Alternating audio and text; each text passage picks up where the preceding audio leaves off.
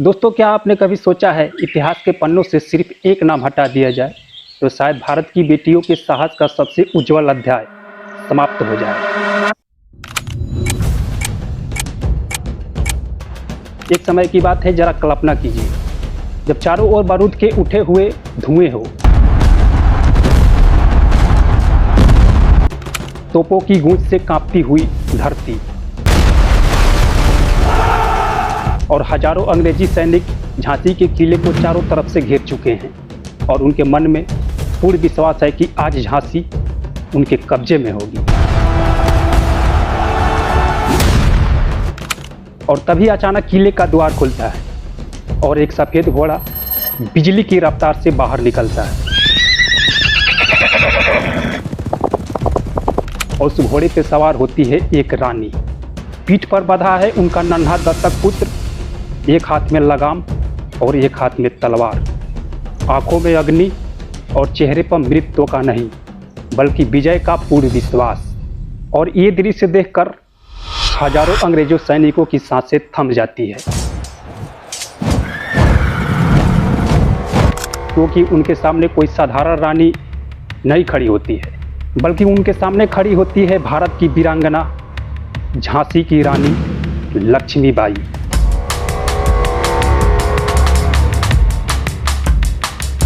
जिसने पूरी दुनिया को बता दिया कि अपने मातृभूमि की रक्षा के लिए एक नारी भी एक साम्राज्यवादी शक्ति को चुनौती दे सकती है। यह कहानी है झांसी की रानी लक्ष्मीबाई की। लेकिन क्या आप जानते हैं, जिस रानी से अंग्रेजी साम्राज्य कांप उठा वह बचपन में कैसी थी? आखिर कैसे एक साधारण बालिका इतिहास के सबसे महान योद्धाओं में शामिल हो गई? तो आइए समय के पहिए को लगभग 200 वर्ष पीछे घुमाते हैं। सन 1828 पवित्र नगरी काशी गंगा के पावन तट पर एक बालिका का जन्म होता है और नाम दिया जाता है मणिकर्णिका। इनके घर वालों और प्रियजन बचपन में प्यार से मन्नू कह के पुकारते थे। किसी को क्या पता था, यह एक नन्ही सी बच्ची आगे चल के भारत के इतिहास का सबसे अमर अध्याय बन जाएगी। मन्नू के पिता मोरे पंतामे थे और मराठा परंपरा से जुड़े एक अनुशासित व्यक्ति थे। माताजी की बात करें तो माताजी भागीरथी बाई थी, जो कि बहुत धार्मिक और संस्कारी थी। घर में सब कुछ ठीक ठाक खुशियाँ ही खुशियाँ चल रहा था, लेकिन ये खुशियाँ शायद नियति को मंजूर नहीं थी। अचानक मन्नू के माताजी का देहांत हो जाता है। तब वो बहुत छोटी थी, महज 4 साल की। अब एक बच्ची को जहाँ माँ की गोद मिलनी चाहिए थी, उसे समय ने संघर्ष के मोड़ पर लाकर खड़ा कर दिया। लेकिन शायद ईश्वर उन्हें किसी बड़े उद्देश्य के लिए तैयार कर रहे थे। अब माताजी के देहांत हो जाने के कुछ समय बाद उनके पिता मोरे पंतामे मन्नू को लेकर बिठूर चले आते हैं, जहां बाजीराव का दरबार था। अब मन्नू का बचपन यहीं पे बीता। यहाँ पे दूसरी बच्चियां गुड्डियों से खेला करती थी, लेकिन कहा जाता है कि मन्नू को बचपन में ही घोड़े पसंद थे। जहाँ दूसरे बच्चे लकड़ी के तलवार से खेला करते थे, वहीं मन्नू असली युद्ध कला सीखने की सपना देखती थी। और सबसे बड़ी बात, उन्होंने कभी यह नहीं माना कि साहस केवल पुरुषों का गुण है। दोस्तों, बचपन में उनके साथ खेलने वाले नाना साहेब और तात्या टोपे भी थे, जो आगे चल के 1897 के संग्राम में प्रमुख चेहरा में शामिल हुए। दरबार के लोग मन्नू को देखकर अक्सर यही कहते थे, यह बालिका साधारण नहीं है, इसके भाग्य में कुछ महान लिखा गया है। मन्नू का आत्मविश्वास उनके गुण से कहीं बड़ा था। घोड़े की रफ्तार उन्हें डराती नहीं थी, बल्कि और तेज दौड़ने के लिए प्रेरित करती थी। तलवार का भार उन्हें थकाता नहीं था, बल्कि उनके हाथों को और मजबूत बनाता था। उन्हें देखकर ऐसा लगता था कि मानो स्वयं इतिहास उनका इंतजार कर रहा हो। दोस्तों, समय बीतता गया। सन 1842 में मन्नू का विवाह झांसी के महाराजा गंगाधर राव से हुआ और विवाह के बाद उनका नाम लक्ष्मीबाई पड़ गया। अब वे झांसी की महारानी थी, लेकिन ये महारानी केवल ताजमहल की रानी बनकर रहना स्वीकार नहीं किया। वे जनता के बीच जाती, उनकी समस्या सुनती और राज्य के कार्यों में रुचि लेती और सैनिकों के प्रशिक्षण पर भी ध्यान देती थी। धीरे धीरे झांसी की जनता उन्हें केवल महारानी नहीं बल्कि अपने परिवार का सदस्य मानने लगी थी।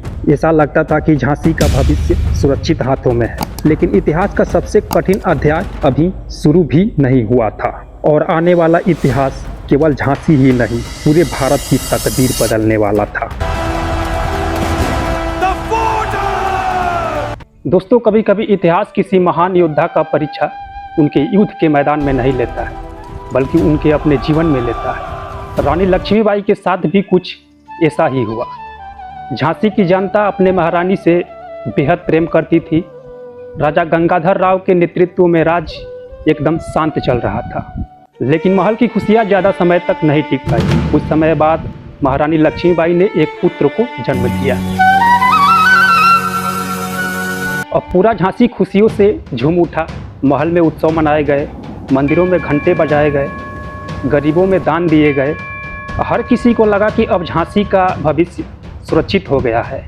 लेकिन नियति को कुछ और ही मंजूर था। जन्म के कुछ समय बाद उनके बालक की निधन हो गई। यह आघात महाराजा और महारानी दोनों के लिए अत्यंत पीड़ादायक था। कुछ समय बाद परंपरा के अनुसार महाराजा गंगाधर राव ने एक बालक को गोद लिया, जिनका नाम दामोदर राव रखा गया। अब सबको उम्मीद था कि यही आगे चल के झांसी का उत्तराधिकारी बनेगा, लेकिन अंग्रेजों की नज़र झांसी पर पहले से ही थी। उस समय भारत में ईस्ट इंडिया कंपनी अपने शक्ति को लगातार बढ़ा रही थी और कंपनी के जनरल गवर्नर लॉर्ड डलहौजी ने एक नीति लागू की, जिसे हड़प नीति कहा गया।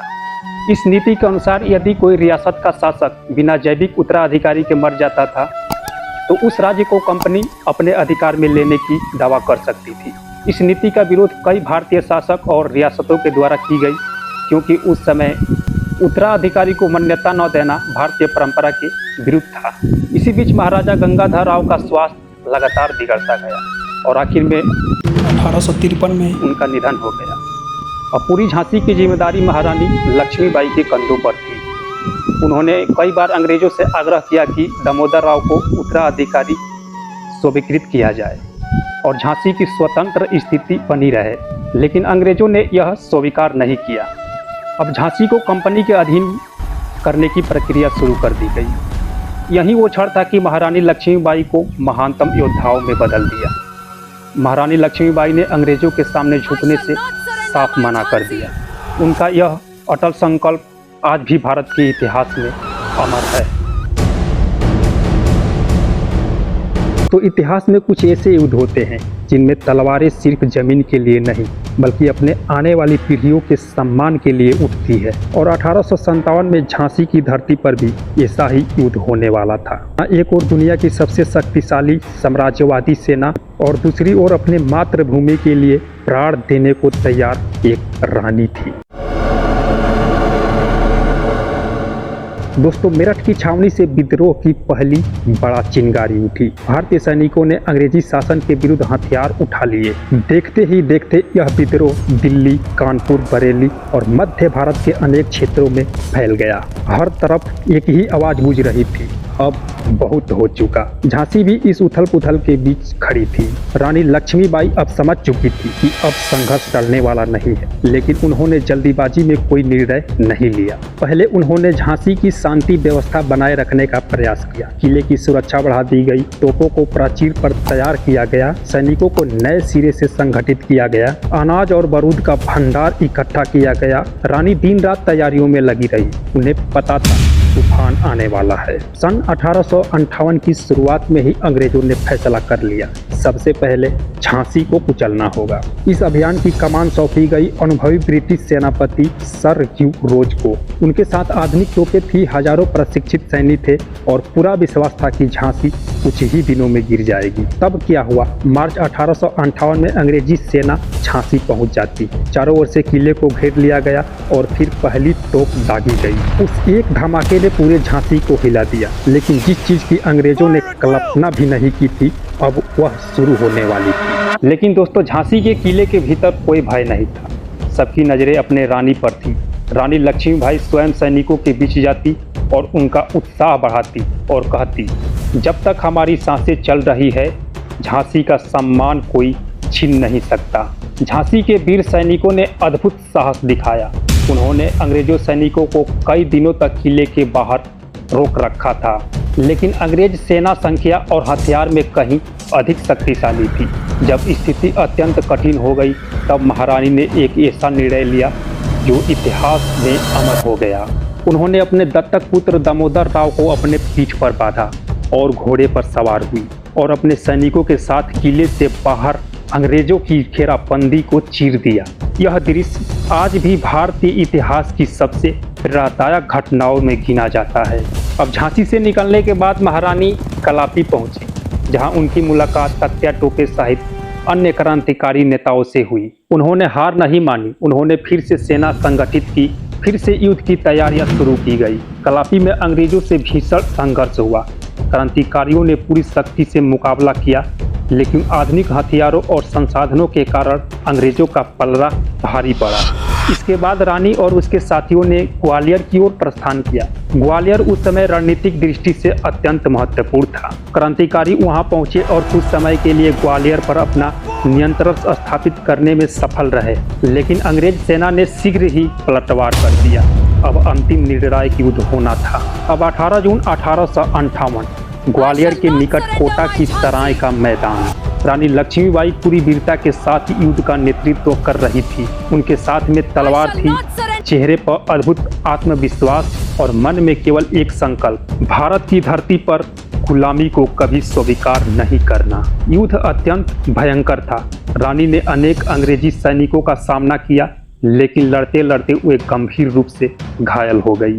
दोस्तों, इतिहासकारों के अनुसार उन्होंने यह सुनिश्चित करने का प्रयास किया कि उनका शरीर अंग्रेजों के हाथ न लगे। 18 जून 1858 को यह महान वीरांगना मातृभूमि के लिए अपना सर्वस्व निछावर कर अमर हो गई। उनकी आयु केवल 29 से 30 वर्ष की थी, लेकिन उनका साहस सदियों के लिए अमर हो गया। रानी लक्ष्मीबाई ने केवल झांसी को रक्षा नहीं, उन्होंने पूरे भारत को यह विश्वास दिलाया कि स्वतंत्रता के लिए संघर्ष करना ही सच्चा धर्म है। आज भी जब भारत के महान वीरों का नाम लिया जाता है तो झांसी की रानी का नाम सबसे सम्मान से लिया जाता है। कवियत्री सुभद्रा कुमारी चौहान की प्रसिद्ध पंक्तियां आज भी हर भारतीय के हृदय में जोश भर देती है। सिंहासन हिल उठे राजवंशों ने भ्रिकुटी तानी थी, बूढ़े भारत में भी आई फिर से नई जवानी थी। भूली हुई आज़ादी की कीमत सबने पहचानी थी, दूर फिरंगी को करने की सबने मन में ठानी थी। चमक उठी तलवार सन 57 में वह पुरानी थी, बुंदेले हर बोलो के मुँह हमने सुनी कहानी थी। खूब लड़ी मर्दानी वो तो झांसी वाली रानी थी। दोस्तों, रानी लक्ष्मीबाई की कहानी केवल इतिहास नहीं, यह साहस है, स्वाभिमान है। यह मातृभूमि के प्रति समर्पण का सर्वोच्च उदाहरण है। यदि हम अपने इतिहास के इन महान नायकों और वीरांगनाओं को याद रखेंगे, तभी आने वाली पीढ़ियां अपने राष्ट्र पर गर्व करना सीखेगी। तो दोस्तों, इस कहानी को अधिक से अधिक लोगों तक पहुंचाएं, क्योंकि जो राष्ट्र अपने इतिहास को याद रखता है वही भविष्य में नया इतिहास रचता है। बाकी अगर वीडियो अच्छी लगी हो तो वीडियो को लाइक जरूर करें और साथ ही साथ चैनल को सब्सक्राइब करना बिल्कुल ना भूलें। भारत माता की जय।